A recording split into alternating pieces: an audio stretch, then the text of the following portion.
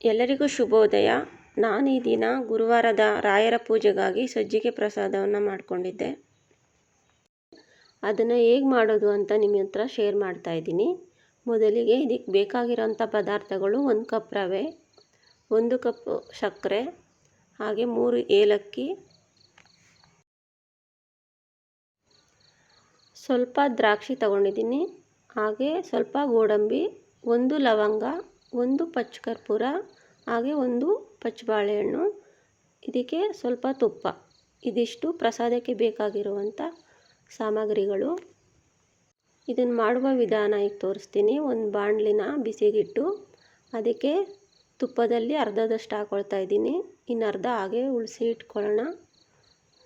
ಈಗ ಈ ತುಪ್ಪಕ್ಕೆ ಮೊದಲಿಗೆ ಗೋಡಂಬಿ ಹಾಕ್ಕೊಂಡು ಫ್ರೈ ಮಾಡ್ಕೊಳ್ಳೋಣ. ಈ ರೀತಿ ಗೋಡಂಬಿ ಹಾಕ್ಕೊಳ್ಳಿ. ಅದು ಸ್ವಲ್ಪ ಫ್ರೈ ಆದಮೇಲೆ ದ್ರಾಕ್ಷಿ ಕೂಡ ಹಾಕ್ಕೊಳ್ಳಿ. ಇದನ್ನೆರಡನ್ನೂ ಫ್ರೈ ಮಾಡಿ ಈ ರೀತಿ ಫ್ರೈ ಮಾಡ್ಕೊಳ್ಳಿ. ಫ್ರೈ ಮಾಡಿ ಬೇರೆ ಬೌಲಲ್ಲಿ ಎತ್ತಿಟ್ಕೊಳ್ಳೋಣ. ಈಗ ಅದೇ ತುಪ್ಪದಲ್ಲಿ ರವೆನ ಹಾಕ್ಕೊಂಡು ಫ್ರೈ ಮಾಡ್ಕೊಳ್ತಾ ಇದ್ದೀನಿ. ಈ ರವೆ ಕಪ್ಪುಗಾಗದೇ ಇರೋ ರೀತಿ ನಿಧಾನವಾಗಿ ಫ್ರೈ ಮಾಡ್ಕೊಳ್ಳಿ. ಎಲ್ಲ ದೇವರ ಪೂಜೆಗೂ ಈ ರೀತಿ ಪ್ರಸಾದ ಮಾಡಿಡಿ, ತುಂಬ ಡಿವೈನ್ ಫೀಲ್ ಬರುತ್ತೆ ನೋಡಿ. ಈ ಥರ ರವೆನ ಫ್ರೈ ಮಾಡಿಕೊಂಡು ಇದನ್ನು ಬೇರೆ ಒಂದು ಸೈಡಲ್ಲಿ ಎತ್ತಿಟ್ಕೊಳ್ತೀನಿ. ನೆಕ್ಸ್ಟ್ ಒಂದು ಪಾತ್ರೆ ಇಟ್ಕೊಂಡಿದ್ದೀನಿ, ಅದಕ್ಕೆ 3/4 ಲೋಟದಷ್ಟು ನೀರು ಹಾಕ್ಕೊಳ್ತಾ ಇದ್ದೀನಿ. ಈ ನೀರು ಬಿಸಿ ಆಗಲಿ. ಬಿಸಿ ಆದಮೇಲೆ ನೋಡಿ ಹುರಿದಿಟ್ಕೊಂಡಿದ್ವಲ್ಲ ರವೆ, ಅದನ್ನು ಹಾಕ್ಕೊಳ್ತಾ ಇದ್ದೀನಿ. ಇದನ್ನು ಹಾಕ್ಕೊಂಡು ಒಂದು ಮಿಕ್ಸ್ ಮಾಡಿ. ಯಾವುದೇ ರೀತಿ ಗಂಟಾಗಲ್ಲ, ಆರಾಮಾಗಿ ಮಾಡ್ಕೋಬೋದು ನೋಡಿ. ಆಮೇಲೆ ಅದಕ್ಕೆ ಸ್ವಲ್ಪ ಕಟ್ ಮಾಡಿ ಬಾಳೆಹಣ್ಣು ಹಾಕ್ಕೊಳ್ತಾ ಇದ್ದೀನಿ. ಈ ರೀತಿ ಚೆನ್ನಾಗಿ ಒಂದು ಮಿಕ್ಸ್ ಕೊಡಿ. ಇದೆರಡು ಹದವಾಗಿ ಬೇಯ್ತಾ ಇರಲಿ. ನೆಕ್ಸ್ಟ್ ಇದಕ್ಕೆ 1 ಲವಂಗ ಹಾಕ್ಕೊಳ್ತಾ ಇದ್ದೀನಿ, ಹಾಗೆ ಏಲಕ್ಕಿನ ಪೌಡ್ರ್ ಮಾಡಿ ಹಾಕ್ಕೊಳ್ತಾ ಇದ್ದೀನಿ ನೋಡಿ. ಪಚ್ಚ ಕರ್ಪೂರನ ಸ್ವಲ್ಪ ಈ ರೀತಿ ಕೈಯಲ್ಲೇ ಸ್ಮ್ಯಾಶ್ ಮಾಡಿ ಹಾಕ್ಕೊಳ್ಳಿ. ಇದನ್ನೆರಡು ಹದವಾಗಿ ಮಿಕ್ಸ್ ಮಾಡಿ. ಇದನ್ನೆಲ್ಲ ತುಂಬ ಸಣ್ಣ ಉರಿಲೇ ಮಾಡ್ಕೊಳ್ಳಿ, ಪ್ರಸಾದ ತುಂಬ ಚೆನ್ನಾಗಿ ಬರುತ್ತೆ ನೋಡಿ. ಇದು ಕುದೀತಾ ಇದೆ. ಈಗ ಲಾಸ್ಟಲ್ಲಿ ಸಕ್ಕರೆ ಹಾಕ್ಕೊಳ್ಳಿ.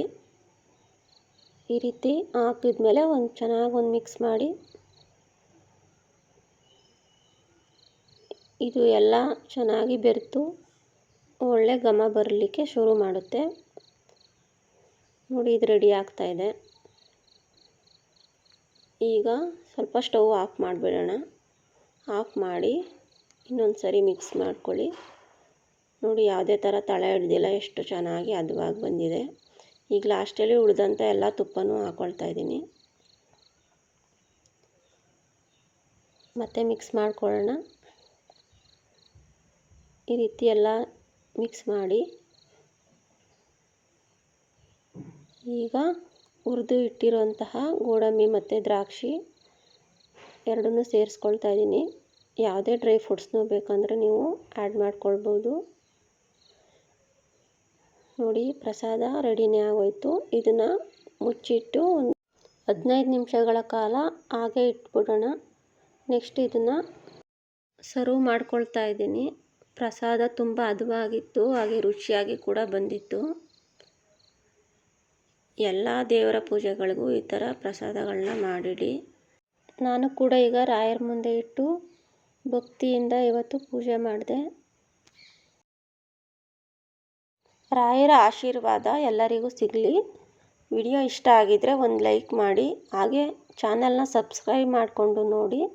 ನಿಮ್ಮ ಅಮೂಲ್ಯವಾದ ಸಮಯವನ್ನು ಕೊಟ್ಟು ವಿಡಿಯೋ ನೋಡಿದ್ದಕ್ಕಾಗಿ ಎಲ್ಲರಿಗೂ ಧನ್ಯವಾದಗಳು.